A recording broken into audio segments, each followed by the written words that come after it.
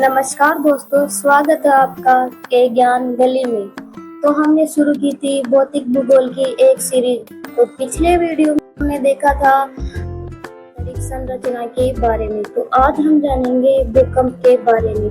भूकंप क्यों आते हैं, कैसे आते हैं और ये कहाँ आते हैं, ये सब हम जानेंगे।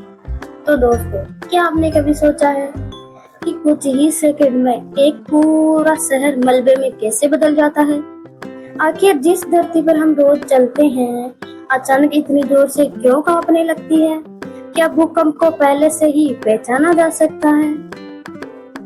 तो जानते हैं हम भूकंप के बारे में। भूकंप क्या है? जब पृथ्वी की सतह अचानक कांपने लगे या कंपन करने लगे तो इसे हम भूकंप बोलते हैं। ये कंपन पृथ्वी के अंदर से संचित ऊर्जा के अचानक मुक्त होने से पैदा होता है। ये ऊर्जा भूकंपीय तरंगों के रूप में चारों ओर फैलती है और धरती को हिलाती है। तो हम जानते हैं भूकंप क्यों आता है। पृथ्वी का ऊपरी भाग, जिसे हम स्थलमंडल या लिथोस्फीयर कहते हैं, ये छोटी बड़ी कई सारी प्लेटों में बटा हुआ है। प्लेटें लगातार बहुत धीमी गति से खिसकती रहती हैं और इन प्लेटों के धीमी गति से या संचलन करने का कारण है एस्टेनोस्फीयर या मेंटल में भरा हुआ मैग्मा। जब वो मैग्मा गति करता है या उसमें संचलन होता है तब ये प्लेटें भी हिलती है, गति करती है, इनमें भी संचलन होता है।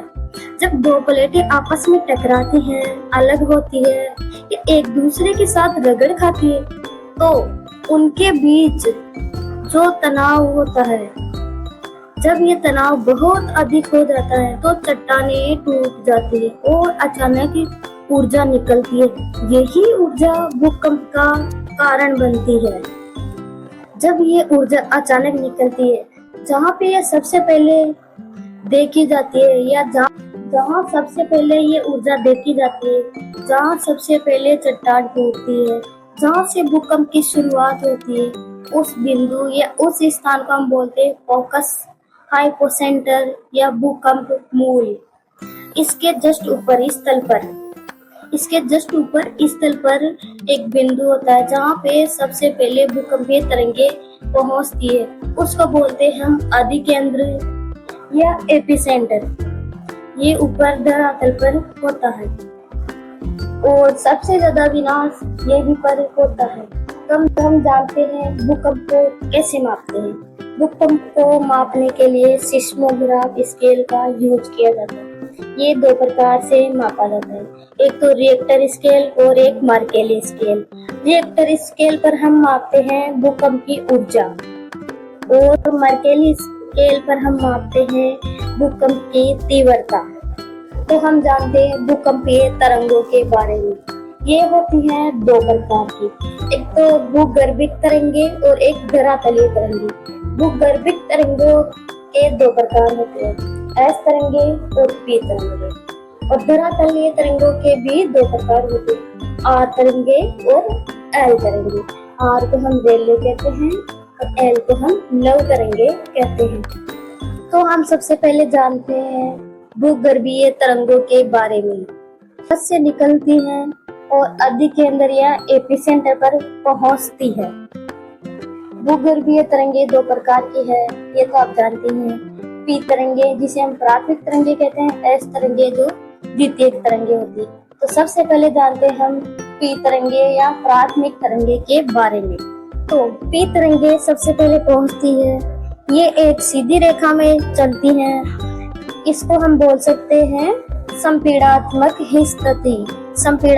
स्थिति। पहले सिकुड़ती है, फैलती है, सिकुड़ती है, फैलती है। इनको हम अनुदैर्घ्य तरंगे भी कह सकते हैं। ये ध्वनि तरंगों के जैसे व्यवहार करती है और ये दाब तरंगों के जैसे दिखाई देती है। ठोस, तरल और गैस तीनों से गुजर सकती है। अब हम जानते हैं एस तरंगों के बारे में। ये द्वितीय तरंगे होती है, ये सिर्फ ठोस से गुजर सकती है। ये प्रकाश तरंगों के जैसे दिखती है। इनको हम अनुप्रस्थ तरंगे बोलते हैं। एस तरंगों में जो भी कण, पदार्थ या पार्टिकल होता है वह तरंग दिशा के लंबवत चलता है।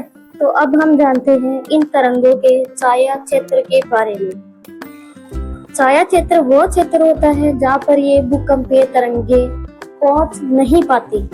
वैसे ये तरंगे जाती तो पूरी पृथ्वी के अंदर है, लेकिन पृथ्वी की आंतरिक संरचना अलग अलग पदार्थों से बनी है, कहाँ ठोस है कहीं तरल है, तो इस वजह से ये मुड़ जाती है।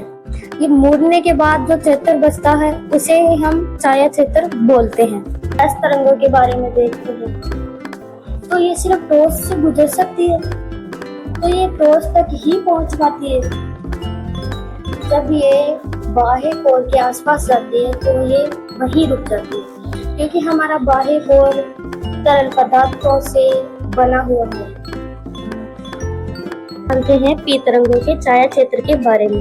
वैसे तो पी तरंगे हर जगह जा सकती है, लेकिन जब वह एक मीडियम से दूसरे मीडियम में जाती है, जैसे कि वो ठोस से चलती हुई एकदम से तरल में जाती है, तो उनकी गति धीमी हो जाती है। इसी वजह से वो मुड़ जाती है।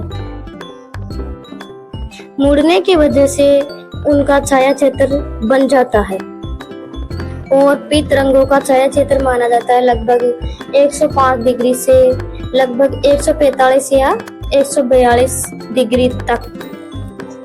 तो ये थी हमारी भूगर्भीय तरंगे। अब हम जानते हैं हमारी धरातलीय तरंगों के बारे में। जब ये पी व एस तरंगे पृथ्वी की सतह पर पहुंचती हैं तो उनके प्रभाव से धरातलीय तरंगे उत्पन्न होती है। और ये तरंगे होती है दो प्रकार की, लव तरंगे और रेले तरंगे। लव तरंगे खतरनाक विनाशकारी होती है, ये सबसे तेज चलने वाली होती है। ये जमीन पर 36 दिशा में आगे पीछे। अब आती है हमारी आर तरंगे या रेले तरंगे। ये तरंगे समुद्र की तरंगों के भांति व्यवहार करती है। उनके भांति ये गोल या अंडाकार गति में जमीन को आगे पीछे ऊपर नीचे करती है।